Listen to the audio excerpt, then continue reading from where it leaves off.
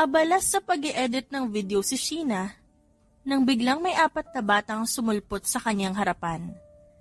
Nakabungis-ngis sa mga ito na para bang may ginawa na namang kalokohan. Kumunot ang kanyang noo dahil sa itsura ng kanyang 4 na anak. Bakit ganyan ang mukha nyo? May ginawa na naman siguro kayong kalokohan, no?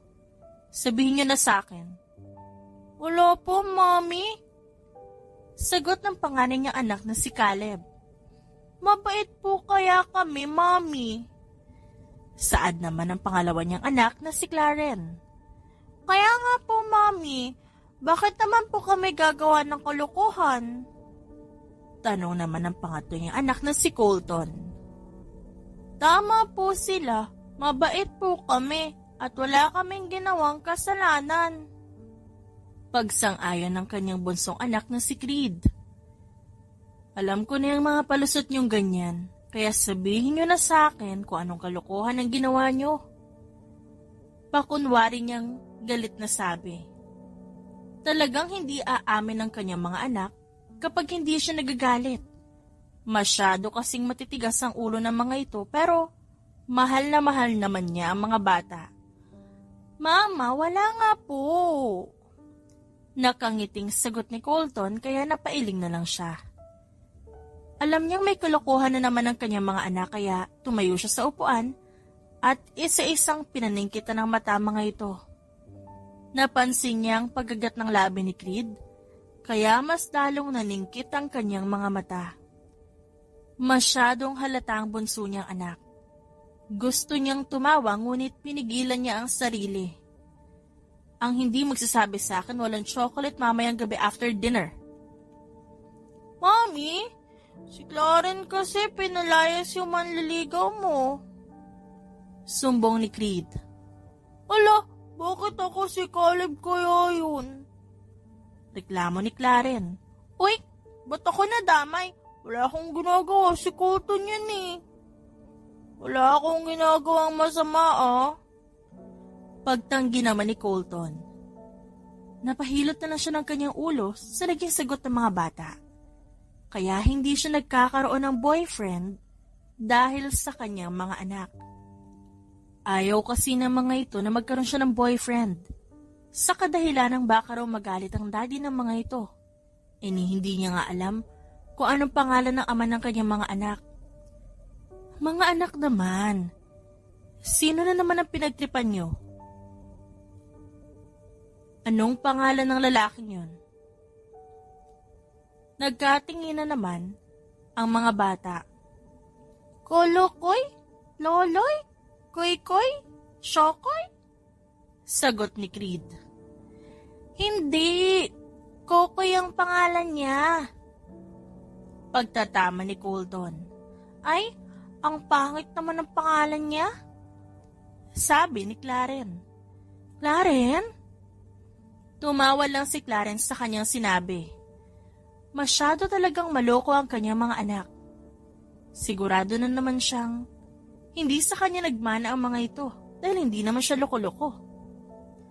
Anong ginawa niyo kay Kokoy? Hindi niyo ba alam na kung minsan sa kanya galing ang chocolate na kinakain niyo? Ah, kaya pala pangit lasa ng chocolate na kinain natin minsan? Tumatango-tango na saad ni Cole.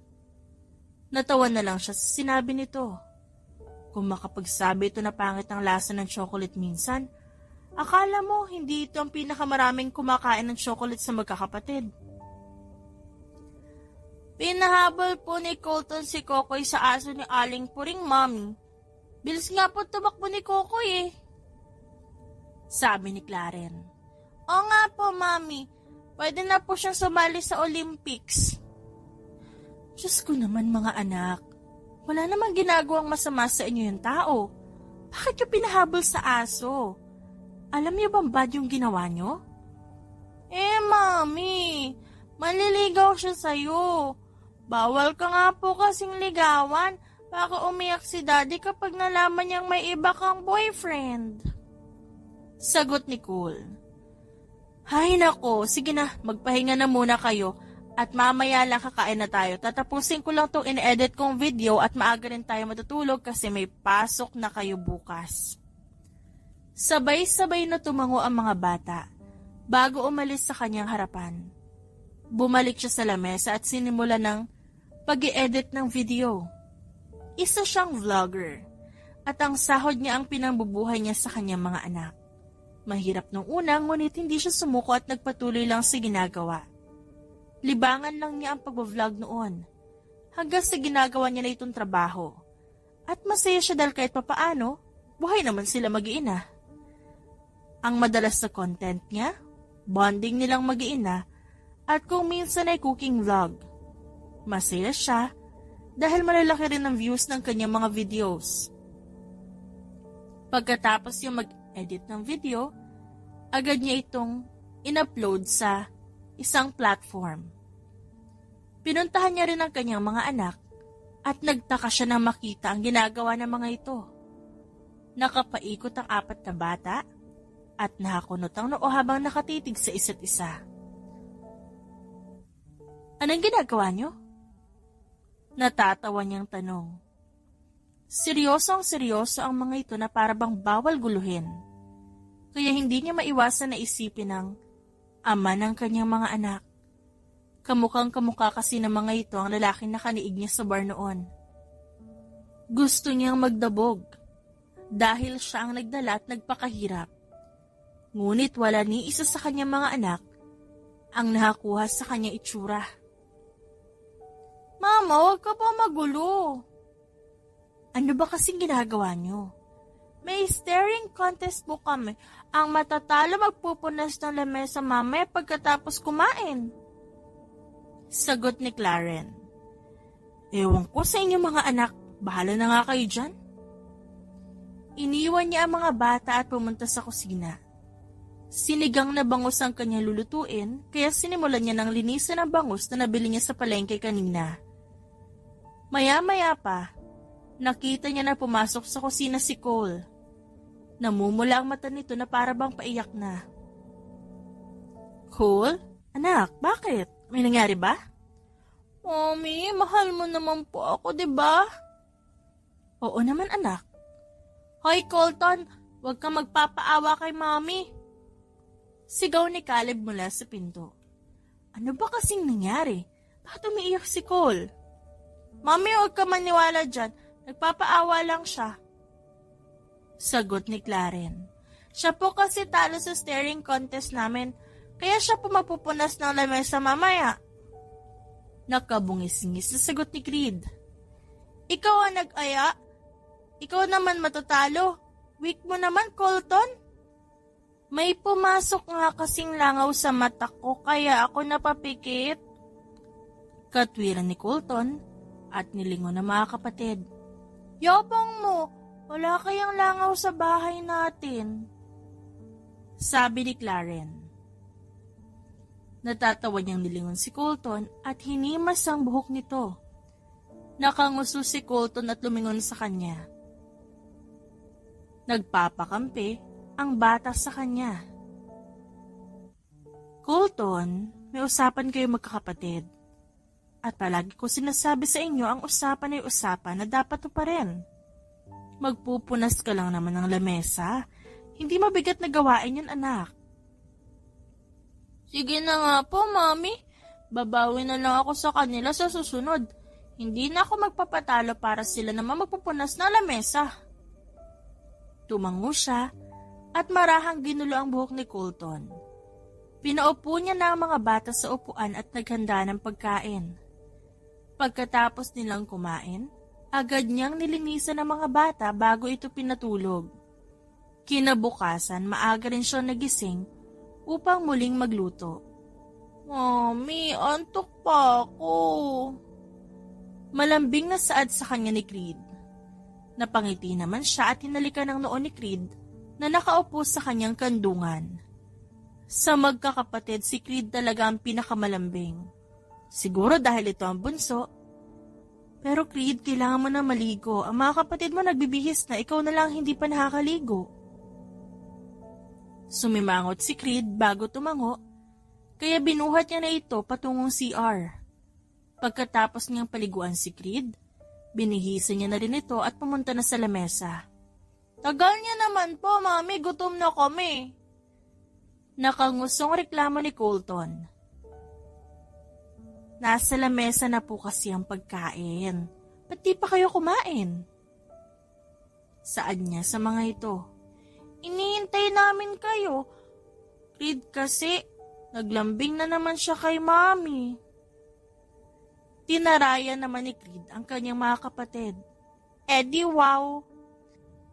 Natawa na lang siya at umupo na rin sa upuan. Sinubuan niya na lang si Creed at nang matapos ay naglakad na sila papuntang school. Malapit lang naman ang school na papasukan ng mga bata at daycare na ang mga ito. At syempre, kailangan niyang i-vlog ang unang araw sa school ng kanyang mga anak. Go mga anak! Huwag kayong mahihiya mamaya ha! Biling niya sa mga ito nang makarating na sila sa classroom. Sabay-sabay na tumango ang mga bata at hinalikan siya sa pisngi. Marami na rin mga bata sa loob ng classroom at ang mga magulang ay nasa labas. Ilang minuto lang pumasok na rin ang teacher at sa bawat pagsagot ng kanyang mga anak, binivideohan niya ang mga ito. Para sa kanya, achievement na makasagot ang kanyang mga anak. Masaya siya dahil napalaki niya ng maayos ang 4 na bata. Kahit mag-isa lang siya. Ngunit kahit pa masaya siya, hindi niya alam kung bakit kanina pa siya kinakabahan. Mula nang lumabas sila sa kanilang bahay, feeling niya may sumusunod sa kanila. Hindi niya lang pinapahalata sa mga bata at baka magpanik ang mga ito. Palagi niyang nararamdaman na may sumusunod sa kanya kapag lumalabas siya. At sa totoo lang, talagang natatakot siya sa kaligtasan nila mag-iina. Hindi niya kasi alam kung anong motibo ng sumusunod sa kanila. Mami, ayos ka lang po? Tanong ni Caleb nang makalabas sa mga ito sa classroom. Tapos na ang klase ng mga bata at hindi man lang niya namalayan dahil sa kung anong nararamdaman at iniisip niya. Agad siyang umiti sa 4 at isa-isang hinalikan ng mga ito sa noo. Ayaw niyang pinag-aalala ang kanyang mga anak. Oo naman, Caleb. Uwi na ba tayo o may gusto pa kayong puntahan? Mami, punta tayo sa park. Sagot naman ni Claren. O sige. Agad niyang hinila ang mga bata papunta sa park. May malapit kasi na park sa school at dahil yun sa request ng mga bata, doon sila tutungo ngayon. Patuloy pa rin siya sa pagbivideo at tuwang-tuwa siya habang nakikitang masaya ang mga bata.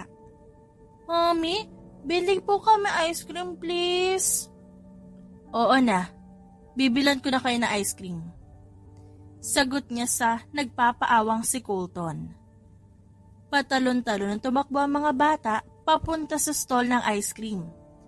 At pagkatapos bumili, agad din silang bumalik sa bench. Mami, pwede po ba nating dalhin yung slide at swing sa bahay? Tanong ni Creed habang nakatitig sa mga batang naglalaro. Kapag nahugot mo raw yan, pwede mo iuwi, Creed. Natatawang sagot ni Cole. Mama mo, Colton. Saad ni Creed. Hala, Mami oh, narinig mo po? Sinigawan ka ni Creed? Napailing na lang siya sa kakulitan ng mga bata. Palagi talagang iniinis ni Colton si Creed.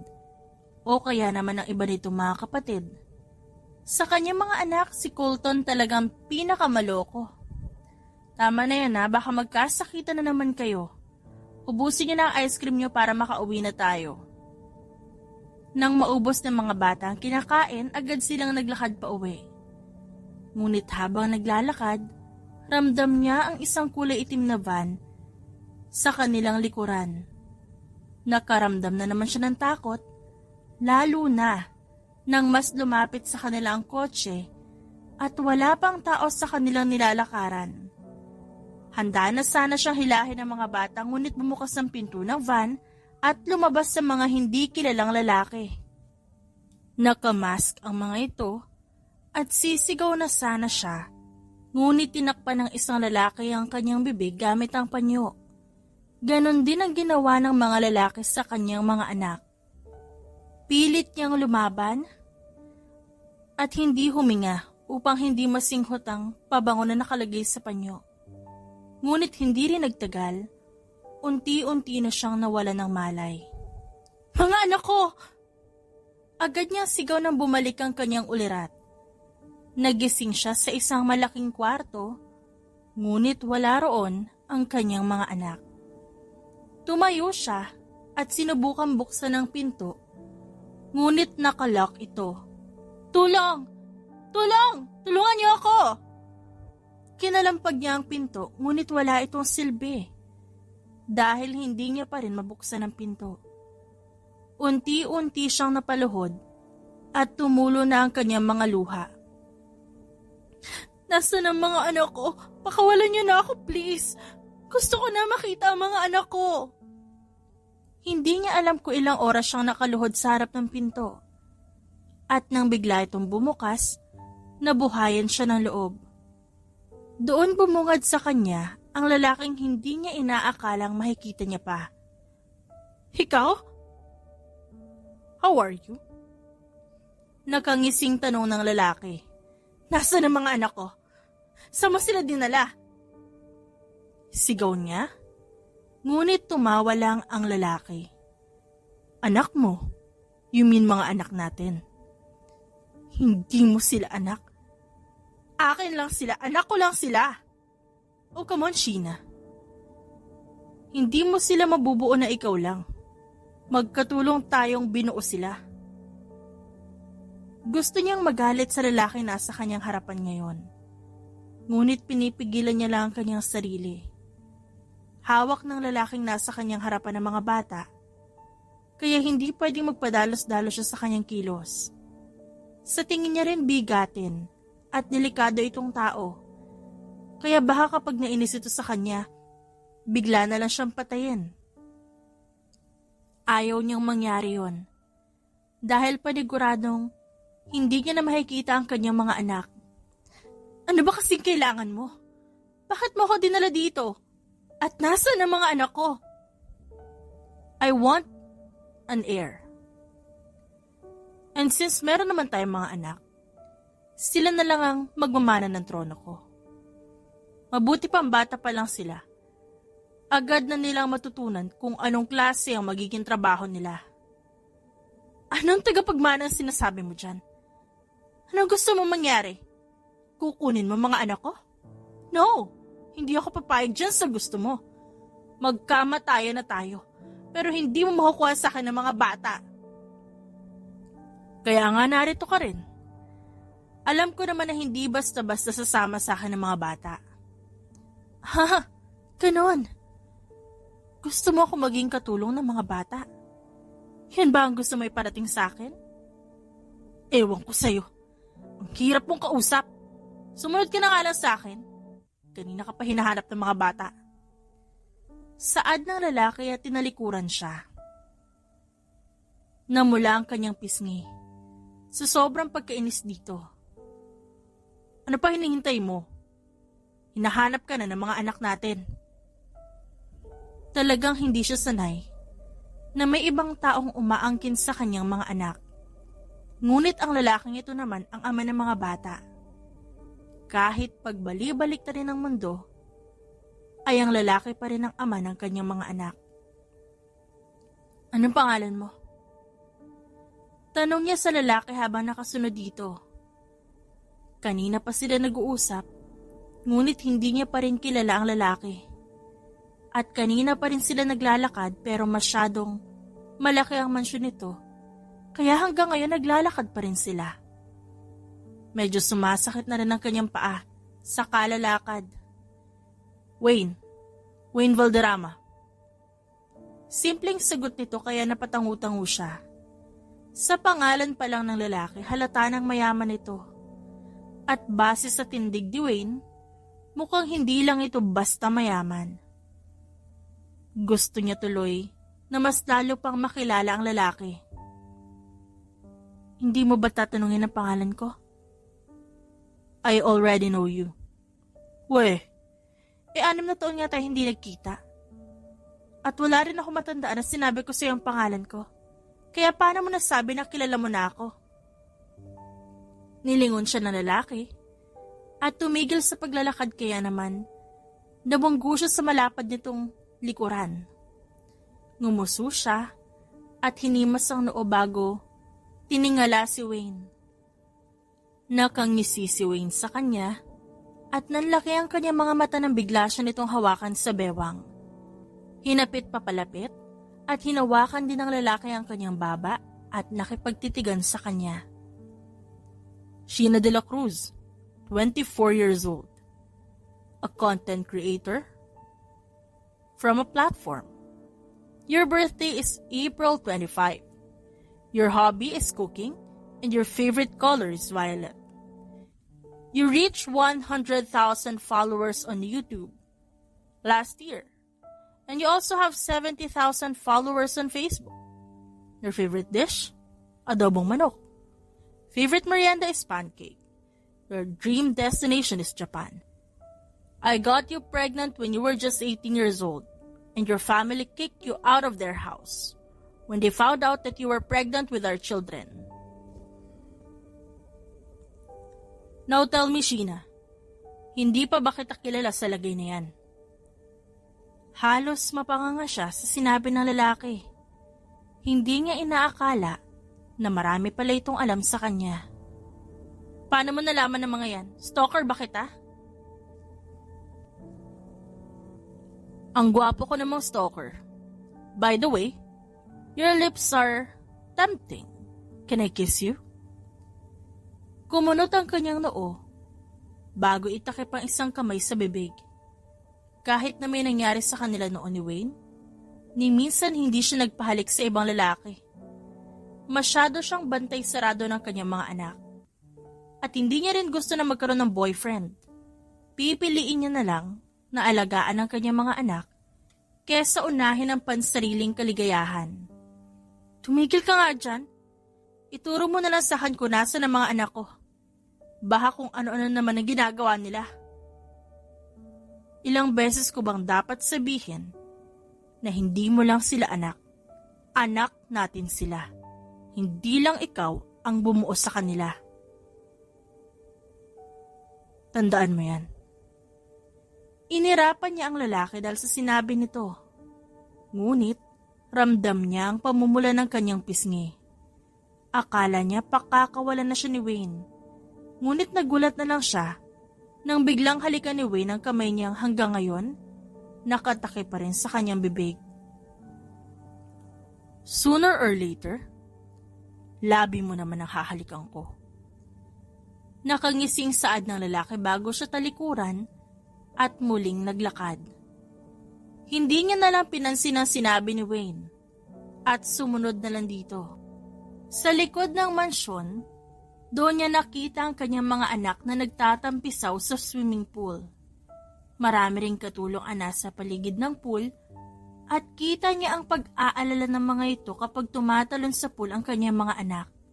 Marami ring men in black na masinsinang nagbabantay sa mga bata.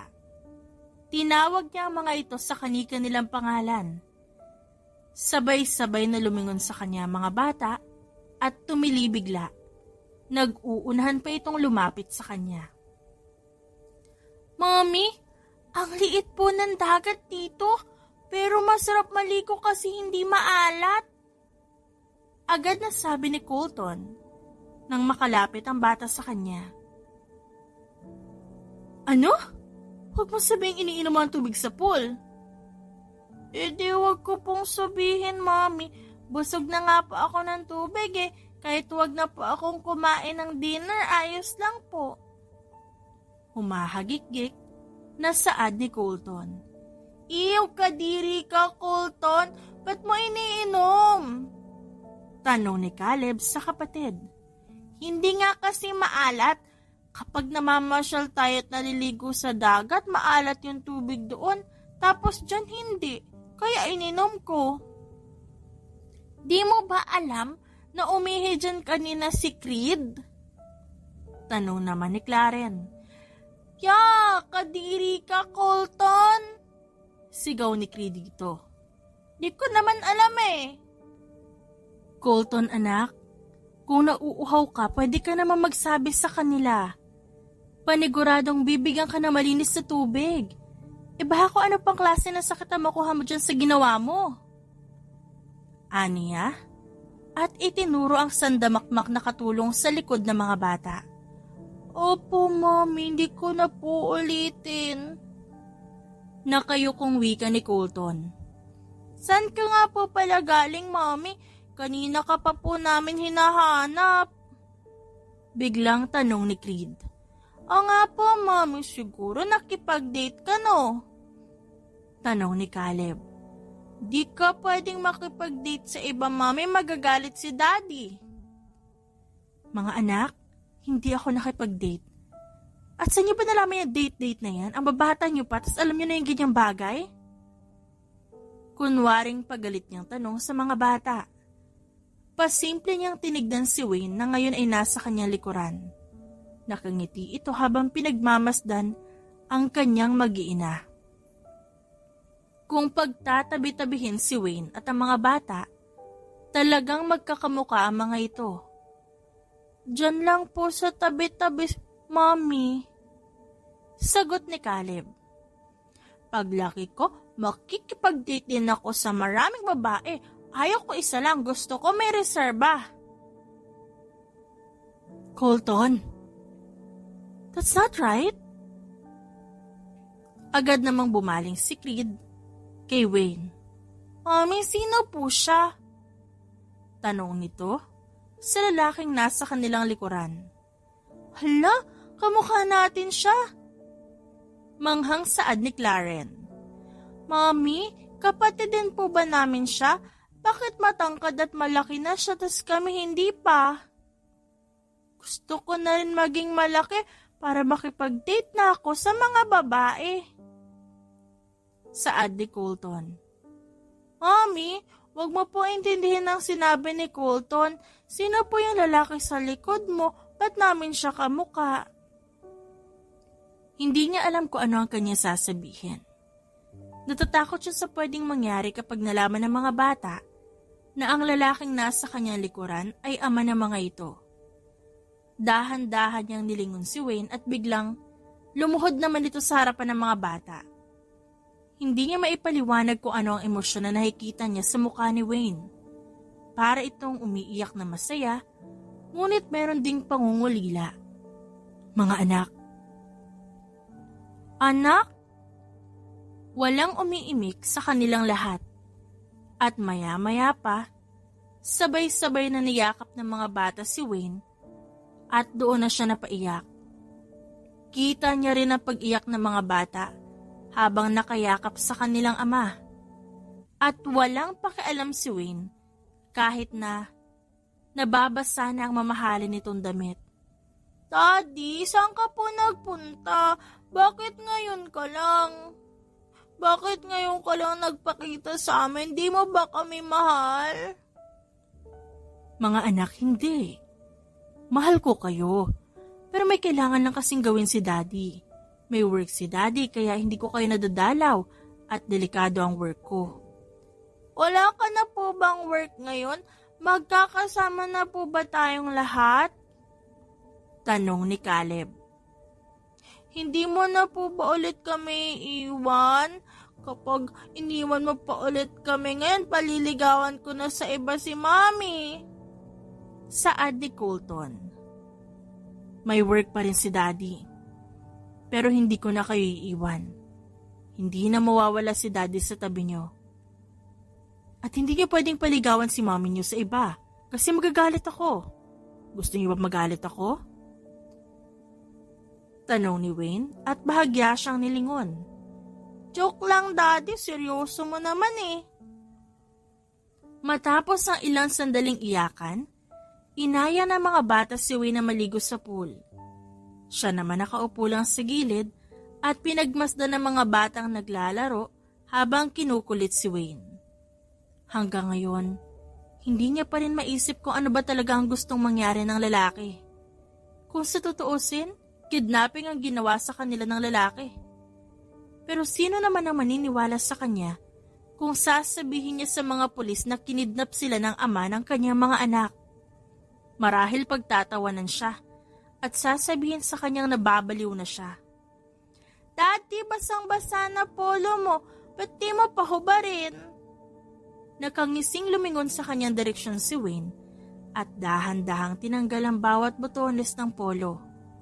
Ramdam niya ang pamumula ng kanyang muka nang muling masilayan ang katawan ni Wayne.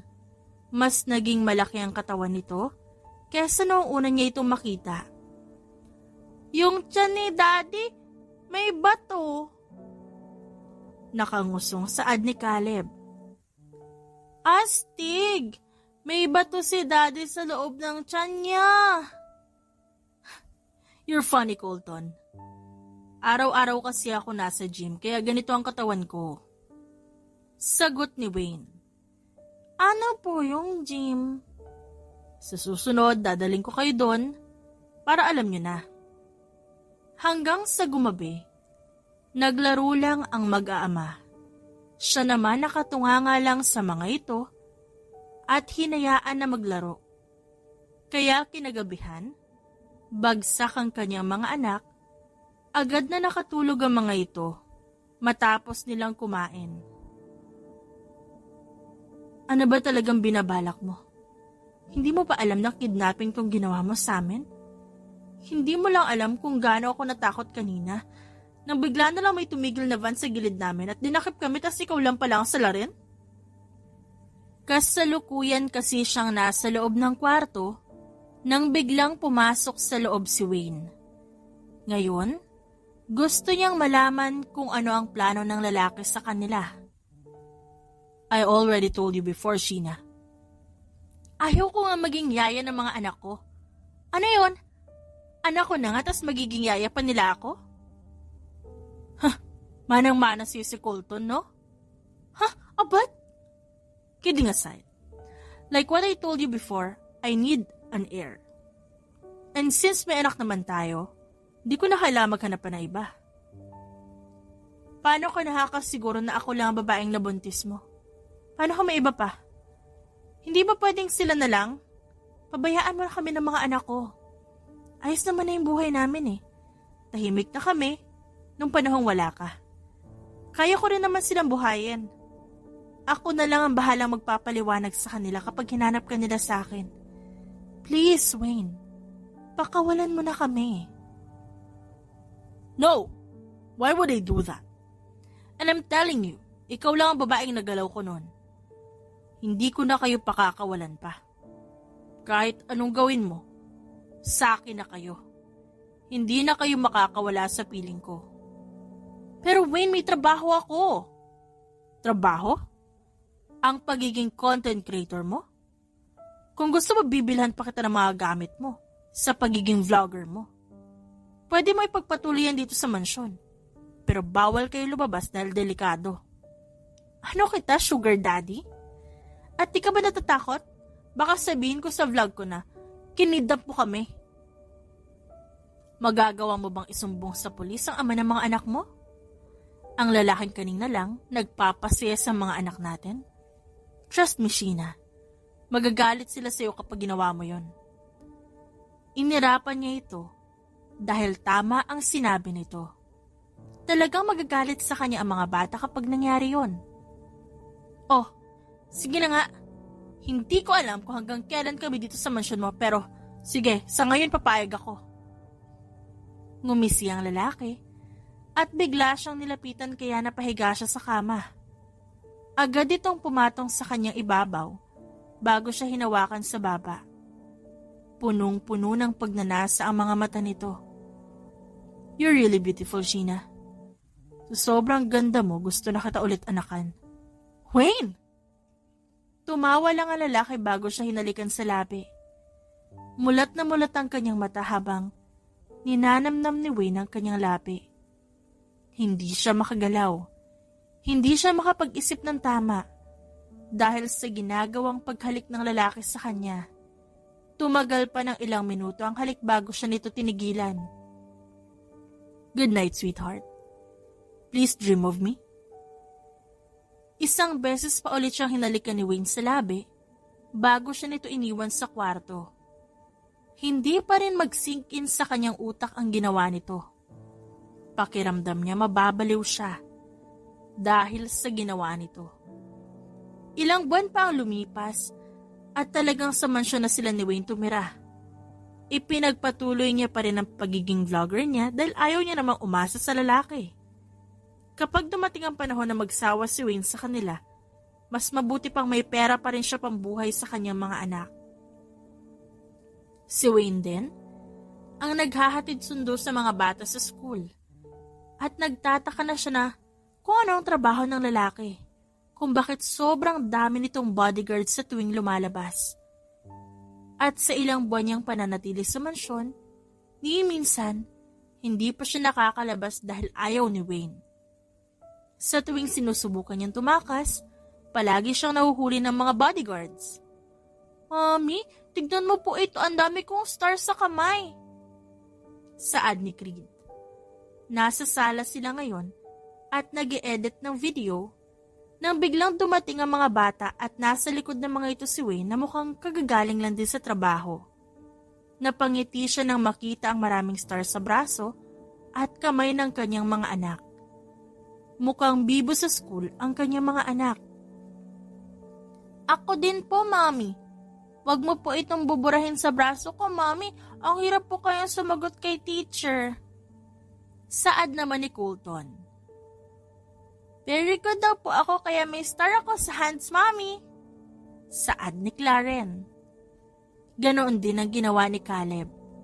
Wow, ang galing naman ng mga baby ko. Anong premyo ang gusto nyo? Luto ka po ng maruya, Mami. Napatawa na lang siya sa sagot ng mga bata.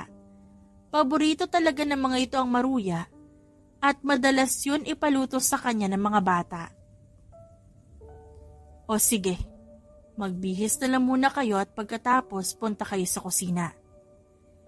Isa-isa niya munang hinalikan ng mga ito at pagkatapos, nagmamadaling umalis sa kanyang harapan. Nilingon naman niya si Wayne na nakatitig lang sa kanya. Kaya nilapitan niya ito at tinanggal ang necktie. Gawain niya yun tuwing umuuwi ang lalaki galing trabaho. Kung titignan para silang mag-asawa ni Wayne. Kumusta ang araw mo? Marahang tanong ng lalaki habang nakahawak sa kanyang bewang. Ayos lang. Nag-e-edit ako ng video kanina para may upload na ako. Pagkatapos niyang tanggalin ang necktie, sinunod niya naman ang suit. Nakatitig lang si Wayne sa kanya habang hinuhubaran niya ito ng suit. Hoy, ba't kanya ka makatitig sa akin? Ang ganda mo eh. Namula ang kanyang muka sa sinabi nito. Araw-araw siya nitong sinasabihan kung gaano siya kaganda.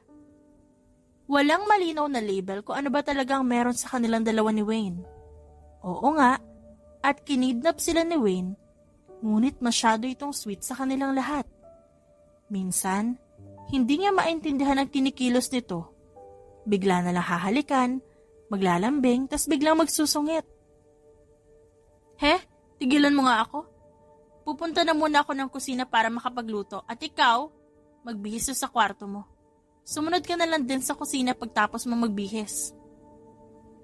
Pagkatapos niyang sabihin yon, agad siyang nagtungo sa kusina upang mag-prepare ng kanyang mga gagamitin. Mabuti na lang at kumpleto na ang sangkap kaya agad siyang nagluto. Ilang sandali pa, narinig niya ang sigawan ng mga bata. Mami, pwede na po ba ako manligaw? Tanong ni Colton.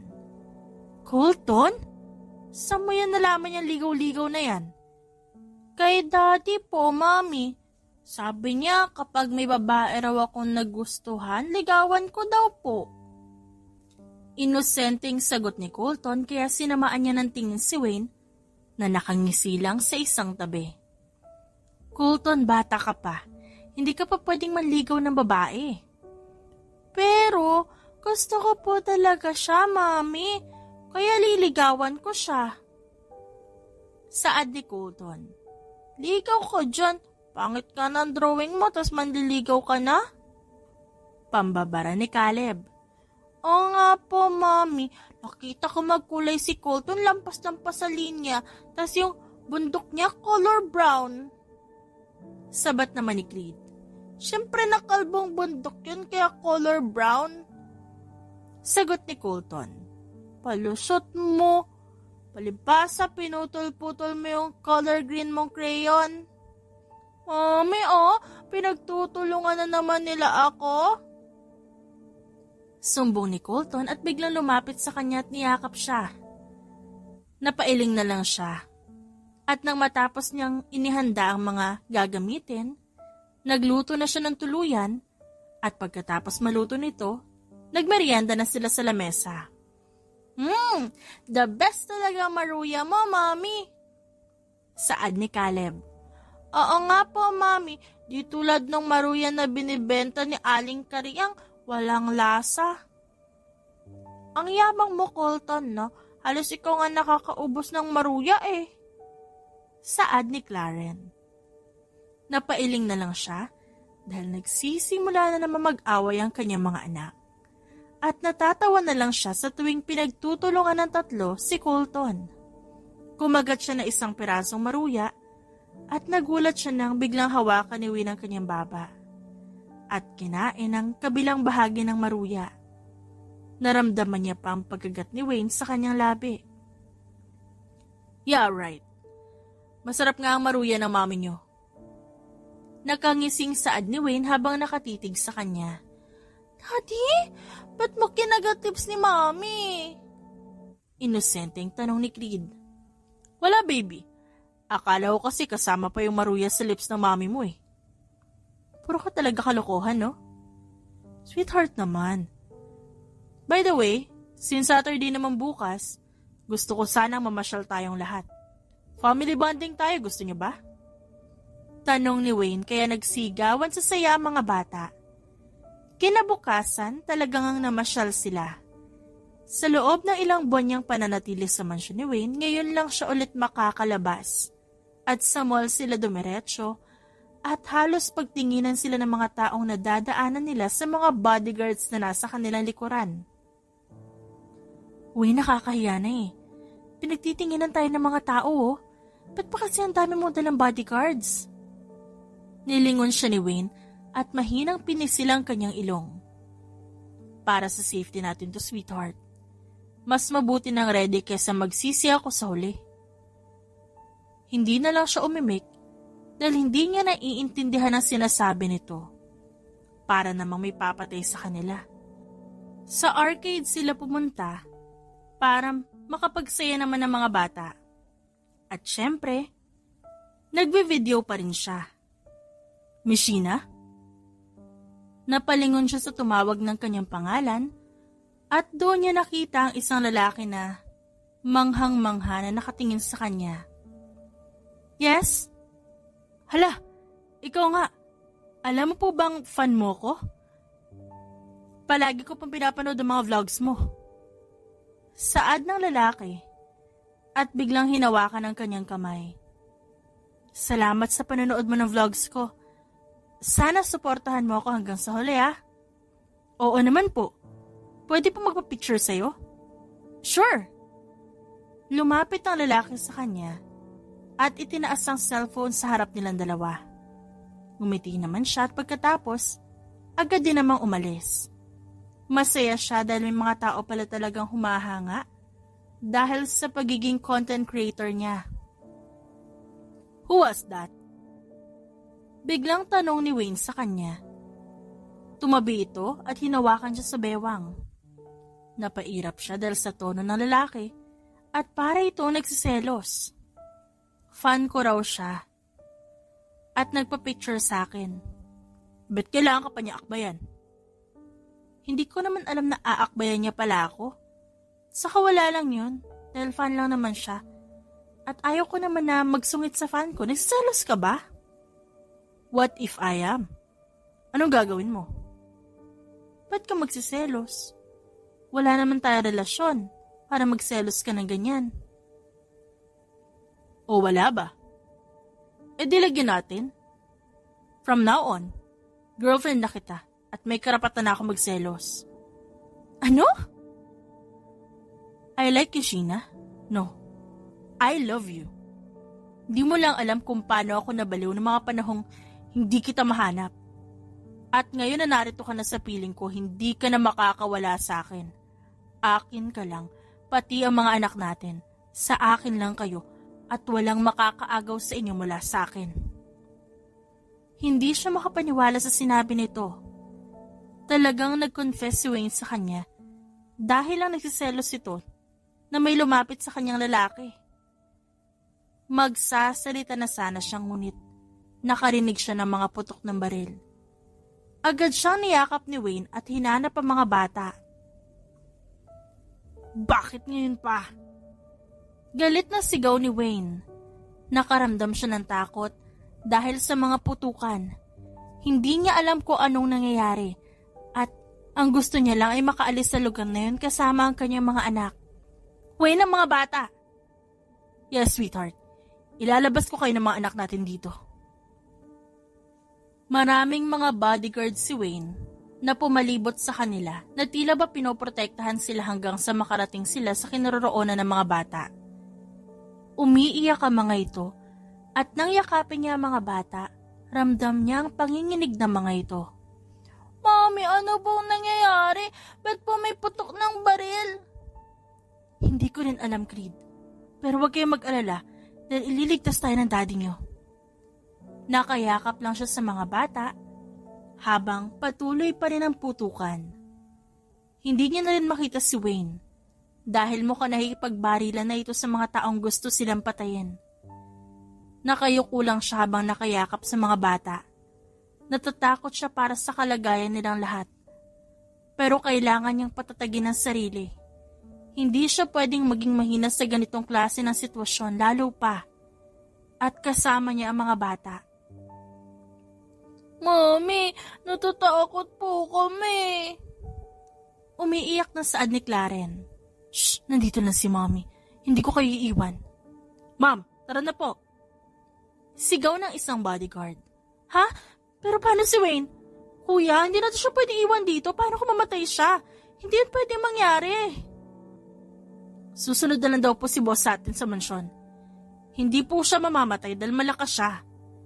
Hindi niya po hahayaang maiwan kayo, kaya mabuti pa umalis na tayo dito. Kailangan po natin na makaligtas dito. Halika na, ma'am. Ayaw pa sanang sumama ng babae. Ngunit pinilit na siya ng ibang bodyguard, kaya wala siyang nagawa kundi sumama habang binabantayan ng kanyang mga anak. Sa biyahe pa lang, nakatulog na ang mga bata sa labis na pag-iyak kanina. Kaya na makarating sa mansyon, agad niyang binihisan ng mga ito kahit tulog na ang mga bata. Dumiretso din siya sa sala upang hintayin si Wayne sa pagdating nito. At halos 2 oras din na itinagal ng paghihintay niya. Nang makarinig siya ng tunog ng sasakyan na pumasok sa gate. At pagkakita pa lang niya kay Wayne sa bukana ng pinto, agad niya itong niyakap habang tumutulo ang kanyang luha. Mabuti na lang at ligtas ka. Hindi mo alam kung gaano ako nag-alala na maiwan ka doon. I'm so sorry, sweetheart. Dahil lang sa mga kalaban ko, hindi natuloy ang ating family bonding. Babawi na lang ako sa susunod. Nasaan na nga pala ang mga bata? Nakatulog na sila. Umiyak nang umiyak eh. Nasa kwarto. Pumunta na rin tayo sa kwarto natin para makapagpahinga tayo. Alam ko na pagod ka dahil sa nangyari. Wayne, kailangan ko ng paliwanag mo. I know, sweetheart.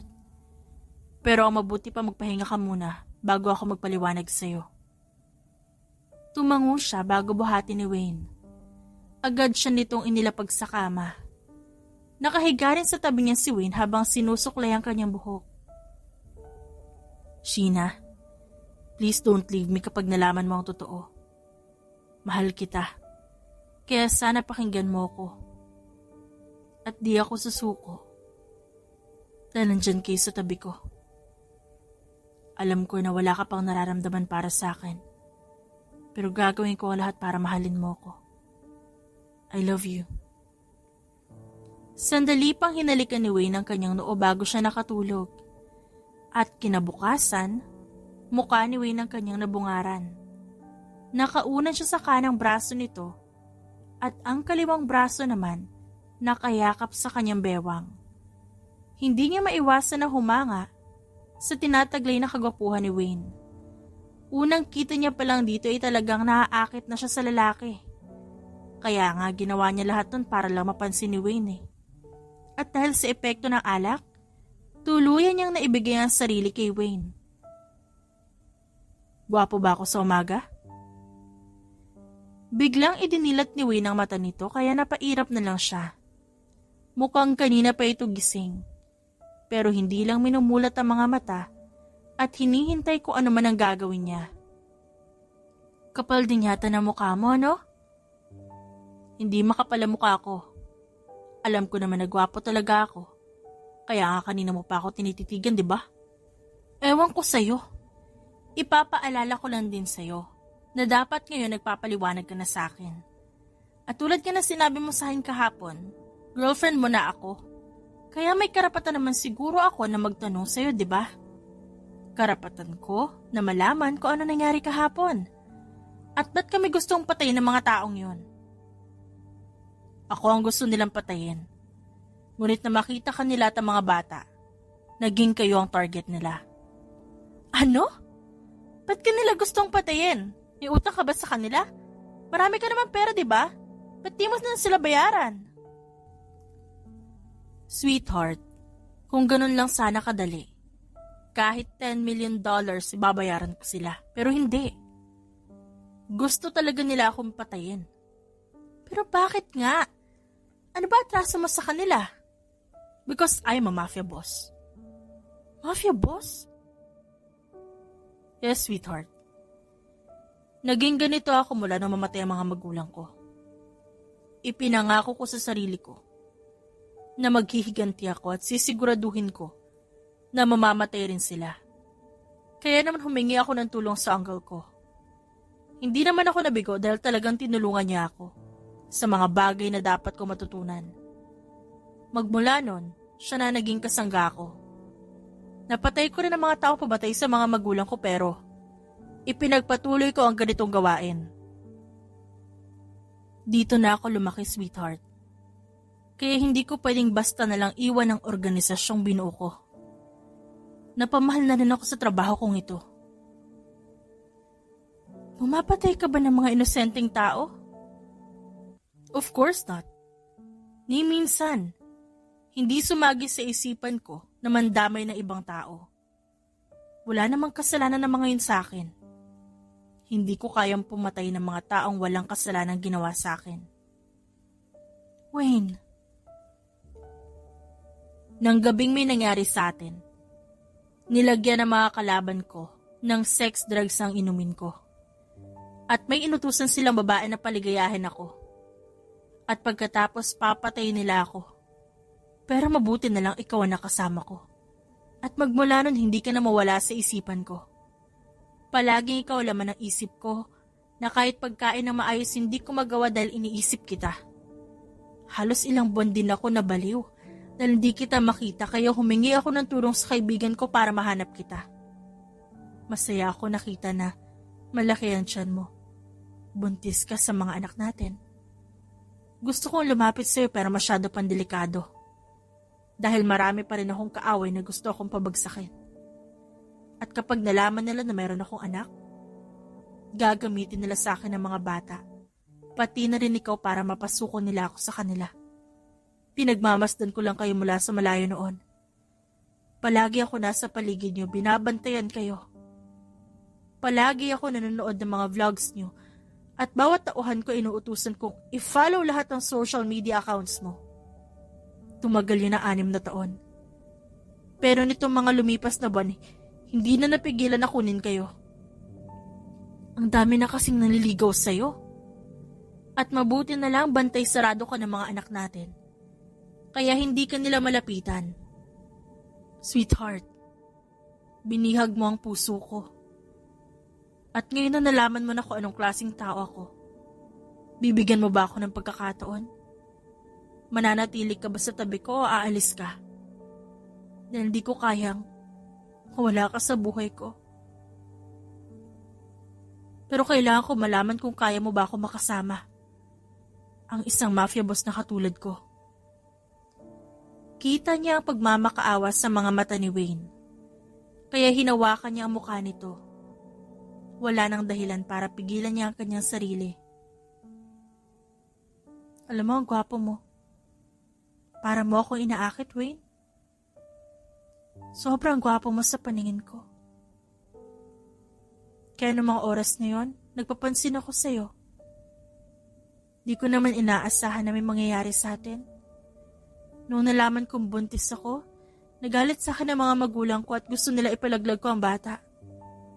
Pero hindi ako pumayag kaya pinalayas nila ako.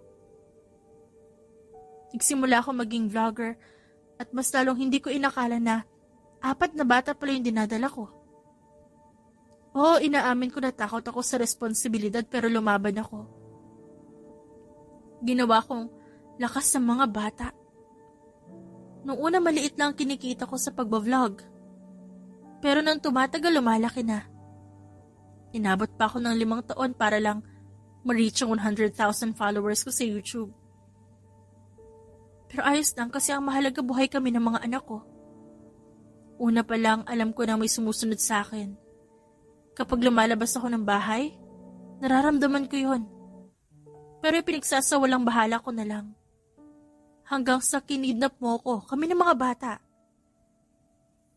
Bumalik sa alaala ko, yung mga panahon na nagpapapansin ako sa'yo nun sa bar. At ngayon, wala na akong dahilan para itago yung nararamdaman ko para sa'yo, Wayne. Mahal din kita. Kaya ba't kita iiwan? Wala akong pakaalam kung pumapatay ka na masasamang tao. As long as hindi ka pumapatay na inosenteng tao, tanggap kita, Wayne. Tanggap ko kung anumang klaseng tao ka dahil mahal na mahal kita. Hindi makapaniwala ang itsura ni Wayne, kaya tinignan niya ito mula sa labi. Napangiti siya at marahang hinaplos ang pisngi ng lalaki. At nang matauhan si Wayne, hinalikan siya nito. Lumalalim ang halikan nila at nagiging agresibo si Wayne. Ngunit, dumating ang mga bata at agad tumakbo patungo sa kama. Nagtataka ang tingin ng mga ito, ngunit umiwas lang ng tingin ang babae kay Wayne.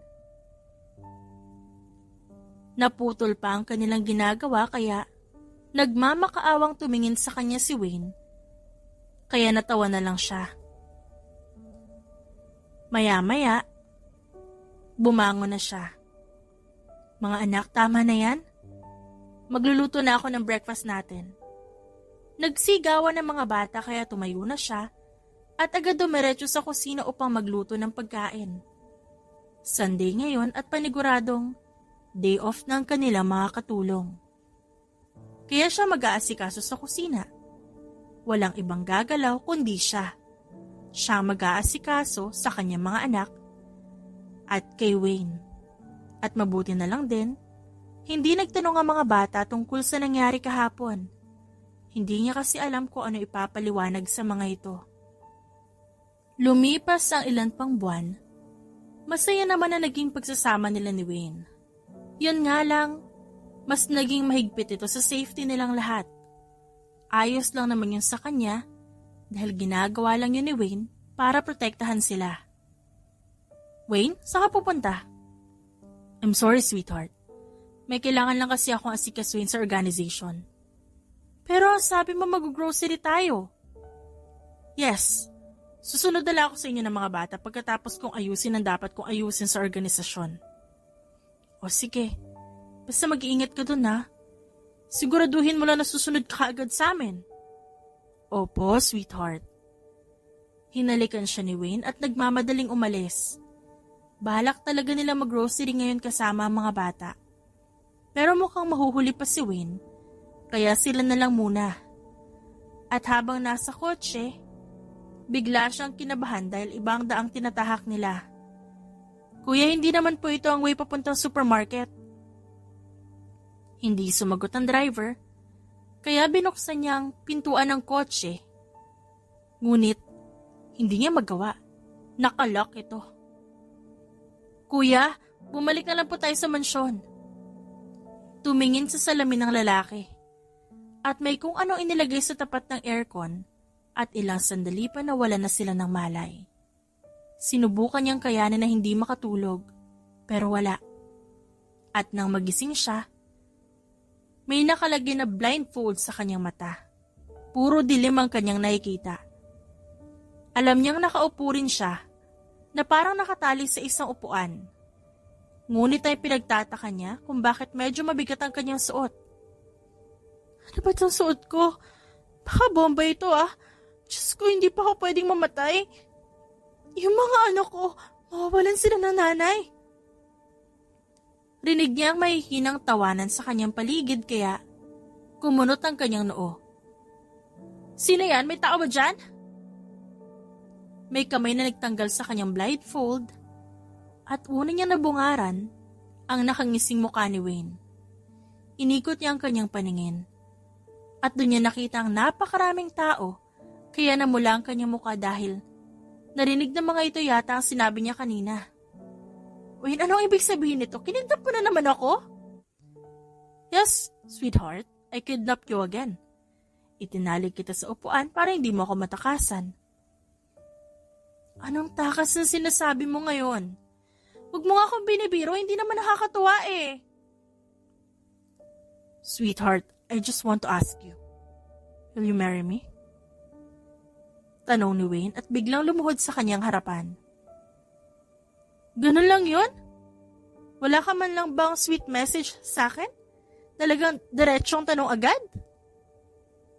Mamaya na ang sweet message. Kapag nakaharap na tayo sa altar. Sagutin mo muna ako, sweetheart, please. At wala na siya nagawa kundi tumango. Ngumiti si Wayne at tinanggal ang kanyang tali mula sa upuan. Doon niya lang nalaman na nakasuot na pala siya ng gown, kaya pakiramdam niya may mabigat na nakalagay sa kanyang katawan. Isinuot ni Wayne sa kanyang singsing bago siya nito hinalikan sa kamay. Handa ka na ba sa wedding natin? Teka, wedding? Ngayon na tayo ikakasal? Oo, ayaw ko nang patagalin pa ito. Dahil natatakot ako na baka mawala kayo sa akin. Kaya naninigurado lang ako. Nakakainis ka talagang lalaki ka. Akala ko may ibang kumidap sa akin tas kagagawan mo lang pala to?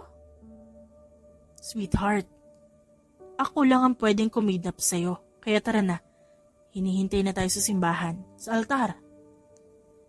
Hindi pa rin siya makapaniwala na talagang kinidnap na naman siya ni Wayne. Para lang pakasalan niya ito. At nagsimula na nga ang kasal. Maraming tao ang nanonood sa kanilang kasal ngunit merong 2 tao ang nakakuha ng kanyang atensyon. Yun ang kanyang mga magulang. Narito sila, ngunit hindi ang mga ito ang naghatid sa kanya sa altar. Hanggang sa kailangan na nila magsabi ng vow sa isa't isa. How lucky am I to call you mine. I'm madly in love with you, sweetheart. You're the most loving, caring, and a very kind individual I have ever known. And I promise to always be in your corner because your love gives me hope. Your smile gives me joy. You made me a better person and I thank you for that. You love me and complete me in ways I never knew possible. Saad sa kanya ng lalaki.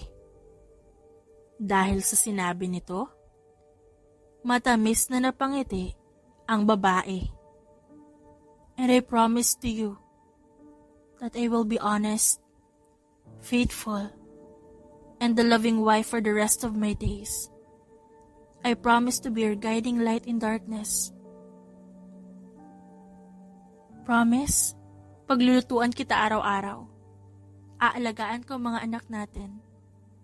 And I promise to support you, push you, inspire you, and above all love you. For better or for worse, in sickness and health, as long as we both shall live. I love you so much, Wayne Valderrama. Hindi siya nakapaghanda ng kanyang sasabihin, kaya yun lang ang nasabi niya. Ngunit ang mahalaga, totoo yun at bukal sa kanyang kalooban. I pronounce you husband and wife, and you may now kiss the bride. Itinaas ni Wayne ang kanyang belo at hinawakan ng kanyang pisngi bago siya halikan. Buong puso niya naman yung tinanggap at narinig niya lang ang malakas na hiyawan ng mga tao sa kanilang paligid. Agad silang dumiretso sa isang sikat na hotel para sa reception.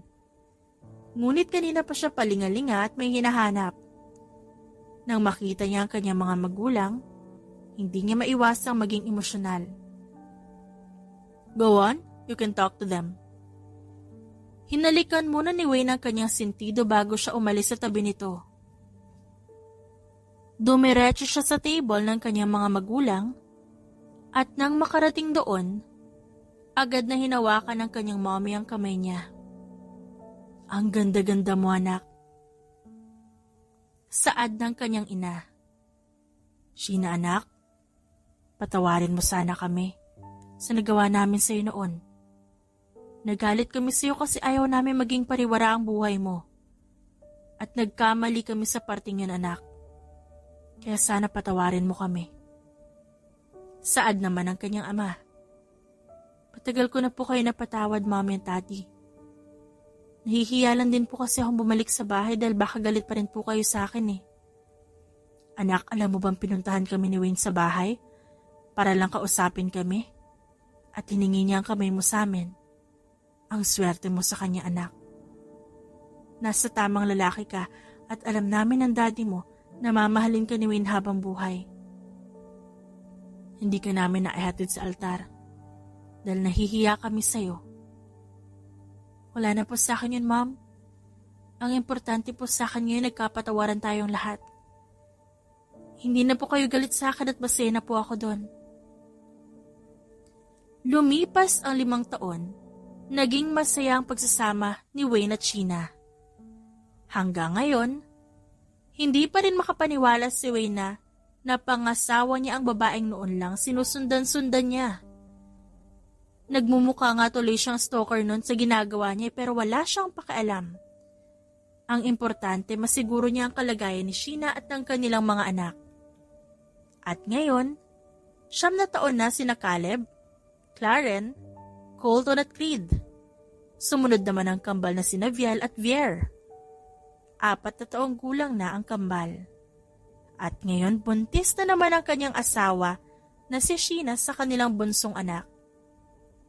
Daddy, pwede mo po ba akong bilhan ng baril? Nakita ko po kasi si Kuya Mark kahapon sa shooting range. Gusto ko rin po matuto. Saad ni Creed sa kanya. Napangiti siya dahil mukhang alam niya kung sino magmamana ng kanyang organisasyon. At yun ay si Creed. Hindi kasi interesado ang iba niyang anak. Si Caleb mahilig sa sasakyan. At kahit 9 years old pa lang ito, binilhan niya kaagad ng motor. Si Claren naman gusto raw maging doktor. At si Colton gustong maging artista. Suportado niya kung ano man ang gusto niyang kanyang mga anak at ganoon din si Sheena. Yes, anak. I will buy a lot of toy gun for you. Thanks, Dad. Hala, Daddy. Tumitibok ang puso ko. Ang astig talaga. Saad naman ni Claren habang may hawak na stethoscope. Magtaka ka kung di yan tumitibok, Claren. Nagsisimula na naman kayo mag-away. Pagagalitan tayo ng mami niyo pag umuwi siya. Daddy, bakit si Viel at Vier lang sinama ni mami sa mall? Di niya na ba kami mahal? Ba't niya kami iniwan dito? Pag-e-emote ni Colton. Tigilan mo nga yan, Colton, di bagay sa'yo. Saway ni Caleb. Colton, hayaan mo na. Minsan lang naman lumabas ang mami at kapatid mo eh. Sa susunod tayo na lahat ang lalabas. Tumangutang na lang si Colton at pinabayaan niya ang mga ito na maglaro. Hindi pa rin siya makapaniwala na 4 ang panganay nilang anak ni Sheena. Sumunod ang kambal Wala naman sa lahi nila ang kambal pero masaya pa rin siya. Isang anak, 4 agad. Pangalawang anak, kambal agad. Mommy! Sabay-sabay na sigaw ng mga bata. Mula sa pintuan pumasok ang kanyang asawang si Sheena habang hawak sa magkabilang kamay si Vier at Viel. Medyo malaki na rin ang tiyan ng kanyang asawa. Malapit na itong mga anak kaya hindi na muna siya pumapasok sa opisina. Lumapit sa kanila si Sheena at isa-isa silang hinalikan. Naupo ito sa kanyang tabi at isinandal ang ulo sa kanyang balikat. Agad niya naman itong hinalikan sa noo at halata ang pagod sa mukha ng kanyang asawa. Pagod na ang sweetheart ko?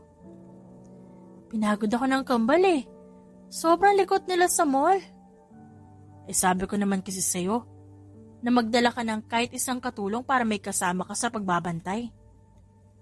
Di naman kailangan eh. Kinaya ko na rin naman kanina yung pagbabantay sa kanila. Biglang sumampa ang kambal sa kanyang kandungan at sabay hinalikan ng kanyang pisngi. Daddy, sumakay kami sa tren kanina. Takot pa nga si Vier eh. Sumbong ni Viel. Di naman ako natakot, no? Gulat lang. Kasi umandar agad, tas di pa ako nakakahawak. Gawaan ka talaga, Viel. Saad ni Vier. Ikaw ang gawaan, umiyak ka pa nga. Kids, stop fighting na. Ang importante nag-enjoy kayo sa pamamasyal niyo kanina. Tumango ang dalawang bata bago umalis sa kanyang kandungan at inakbay niya si Sheena na hanggang ngayon nakahilig pa rin sa balikat niya. Ang lalaki na ng mga anak natin. Parang noon lang binavlog mo pa sila. Sana habang buhay na lang sila maging bata. Wayne, hindi pwede ang gusto mo mangyari. Darating ang panahon na magiging malaki sila, magkakaroon ng crush, magkakaroon ng asawa at aalis sa poder natin. Pero ayaw ko silang umalis sa atin. Saad naman ni Wayne. Ako rin naman eh. Gusto ko dito lang sila. Pero hindi natin mapipigilan na magiging desisyon ng mga anak natin. Ang dapat na natin gawin, suportahan ko anong gusto nila. Pero alam mo, sweetheart, pwede naman tayong gumawa ng gumawa kung gusto mo para palagi may baby dito. Wayne Valderrama, puro ka talaga biro. Di pa nga lumalabas to nasa tiyan ko, gusto mo na agad sundan. Ikaw kaya mga anak para malaman mo kung gaano kasakit. Joke lang, sweetheart. Nagagalit ka na naman sa akin. At ayaw mo ba na maraming anak? Ako kasi gusto ko ng basketball team. 6 na ang anak natin pero kailangan pa natin ng, alam mo na, mga sub-member. At syempre mga cheerleaders. Kinurot ni Sheena ang kanyang bewang. Kaya napatawa na lang siya. Habang tumatagal, nagiging brutal ang kanyang asawa. Pero hindi pa rin nagbabago ang kanyang nararamdaman para dito. Sa bawat araw na lumilipas, mas lalo niyang minamahal si Sheena. Wayne, nagsisisi ka ba na nakilala mo ko? Sheena, ni minsan hindi yan pumapasok sa isip ko. Alam mo ba kung anong pinagsisisihan ko? Yun na yung hindi ko kaagad paglapit sa inyo. Masyado ako naduwag sa mga taong gustong kumalaban sa akin. Hindi ko kayo nakasama agad dahil natakot ako na baka mapahamak lang kayo. Pero ngayon, labis ang sayang nararamdaman ko kasi kasama ko na kayo. Ikinasal na rin ako sa babaeng matagal ko nang sinusundan. Stalker talaga kita noon pa, no? Yes, sweetheart. Ang gwapo talaga ng stalker mo. Ewan ko sa'yo, salamat ka at mahal na mahal kita. At mahal na mahal din kita. Sheena de la Cruz Valderrama. Muli niyang hinalikan sa labi ang kanyang asawa at ngumiti. 5 taon na silang kasal ngunit alam niyang bago pa lamang sila nagsisimula sa buhay. Marami pa silang kakaharaping problema. Ngunit habang nasa tabi niya si Sheena, wala siyang dahilan upang sumuko. Ang kanyang pamilya, ang nagsisilbing lakas niya, At masaya na siya ngayon. Wala na siyang mahihiling pa. The end. Let's have a shout out. Shout out for Miss Hazel, Merlin Baloza, Valdez Nora, Raquel Magno, Maribel Snell, Aurelie Pacana, Jocelyn Tansing, Teresita Arevalo, Hali Baladhay, Sunshine Otalbo, Mary Toring, Grace Duyag, Mary Ann Fernandez, Esther Lucas, at Juliet Caday. Maraming salamat po sa walang sawang pagsuporta sa aming channel. Pagpalain po kayong lahat ng Panginoon.